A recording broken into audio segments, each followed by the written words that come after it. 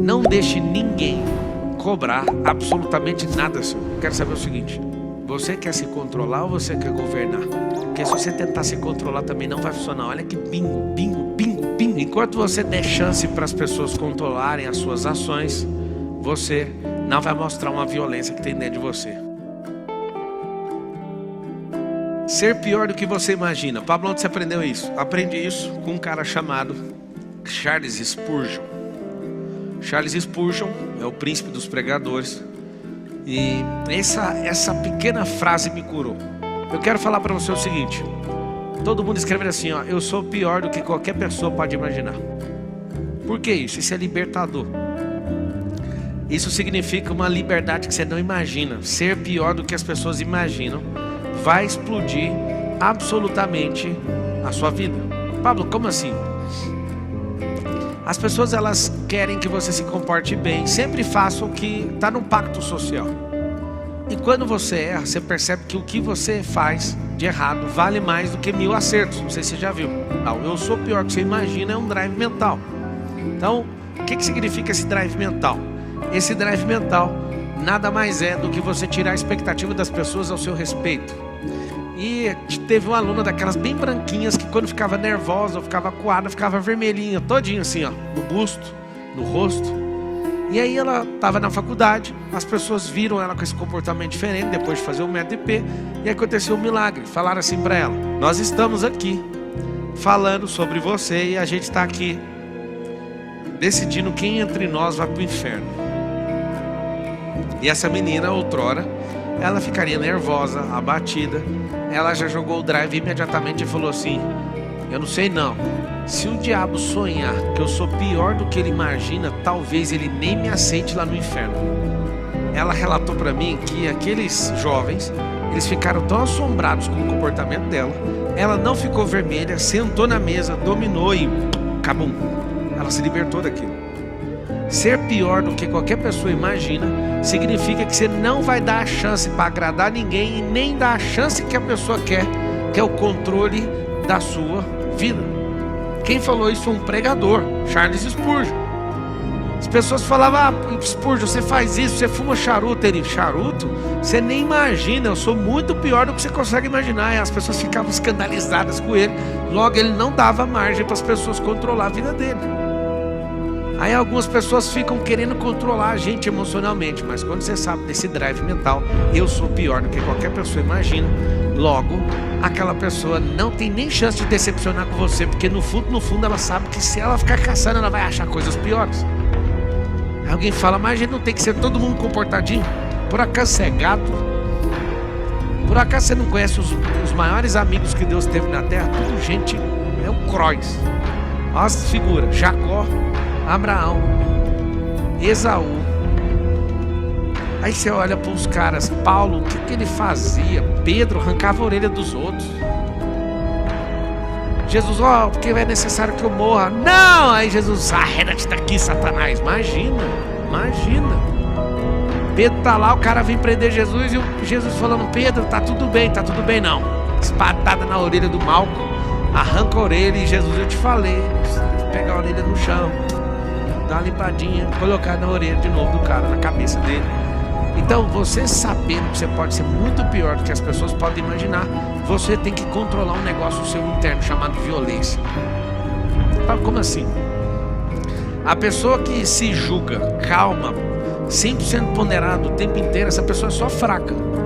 A dádiva está em controlar uma violência interna que você tem.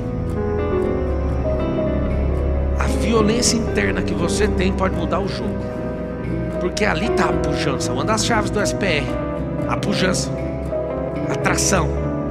Pegar essa cólera que tem dentro de você e usar do autogoverno para mirar essa energia nas coisas certas. Entenda algo: saber que você tem uma potência, uma violência muito pior do que qualquer pessoa pode imaginar. Você tem uma janela secreta, você tem suas coisas que ninguém sabe. Isso é uma reserva moral sua para você falar assim: ó, eu não vou me curvar para ninguém. Agora, não deixe ninguém cobrar absolutamente nada seu. Quando uma pessoa vier te cobrar comportamento. Teve um dia, um amigo meu foi pagar uma mentoria. E a mentoria deve ser bem cara para ele, porque ele ficou emocionado. Ele pagou lá, sei lá, 100 mil reais. E aí ele me mandou uma mensagem com o comprovante da mentoria. Ele mandou o comprovante, escreveu assim: você não vai me decepcionar, né? Eu peguei a mensagem dele, o comprovante, mandei pro financeiro da empresa e falei: devolva o dinheiro dele. Não respondi a mensagem, eu só devolvi o dinheiro. Não foi, Thiago?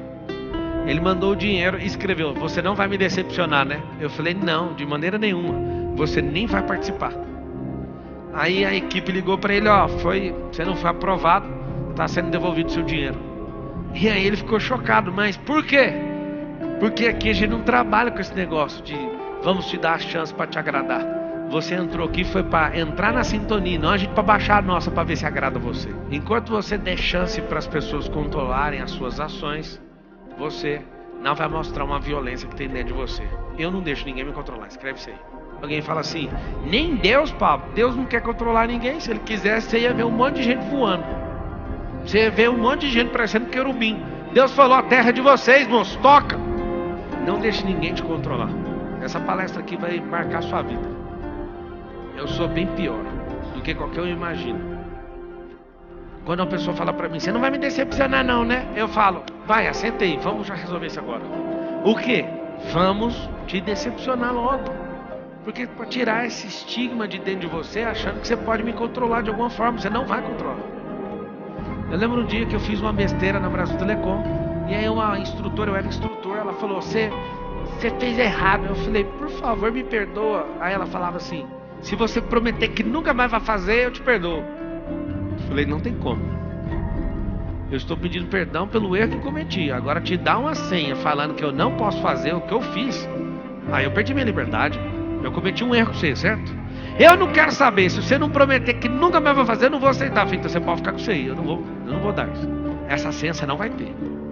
Senão eu te dou minha linha de comando, aí você vai me controlar. Se eu fizer 10 vezes, eu me comprometo a te pedir perdão. Agora, falar pra você que eu nunca vou fazer não tem nada a ver com perdão. Ela ficou endemoniada. Sabe por quê? Porque ninguém me controla. E alguns de vocês já ficam loucos. Por quê? Porque vocês pensam assim: Deus pode me controlar.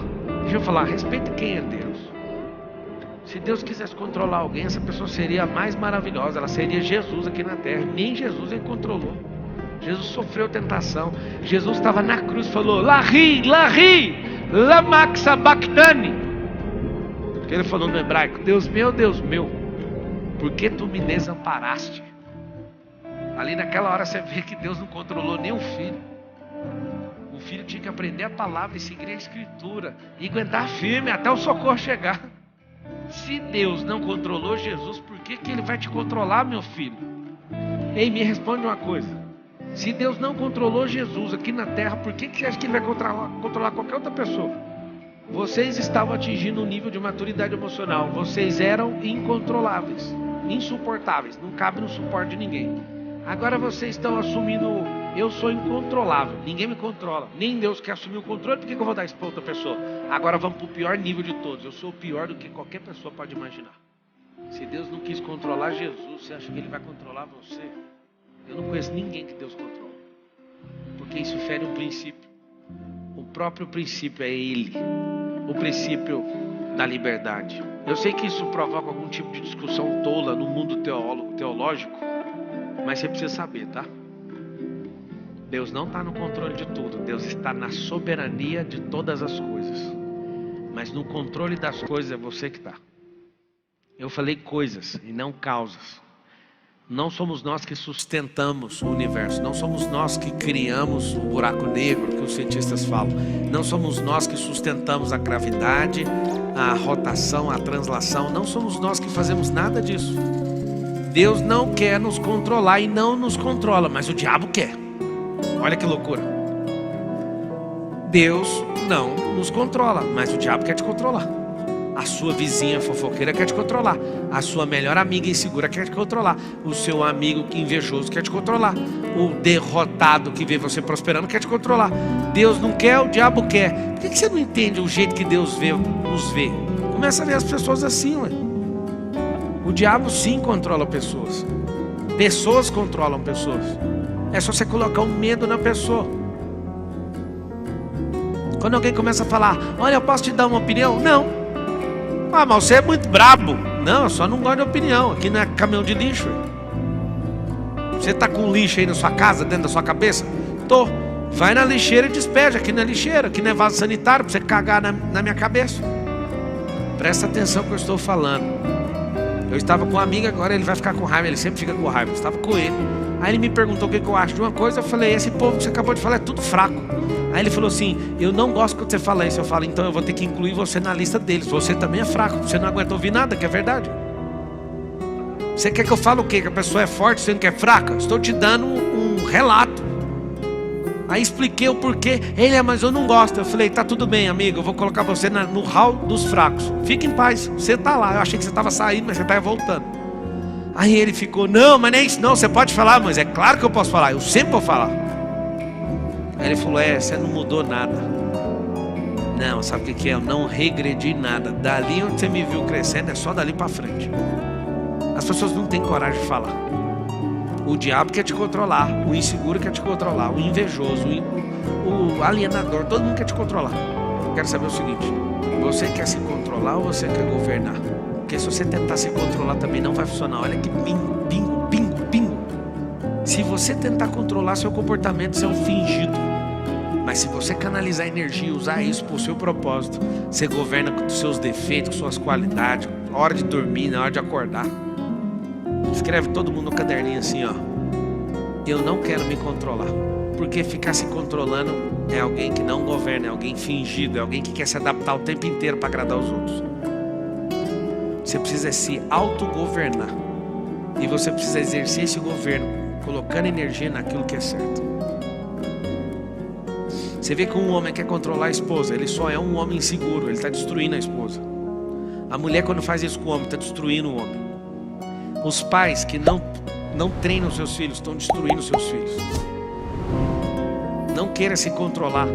A palavra não é controle, a palavra é governo. Deus deu o governo humano para nós. E se a gente não exercer esse governo, nós seremos engolidos por fábulas, por crenças, por alienações, por storytelling dos outros. Isso não faz sentido.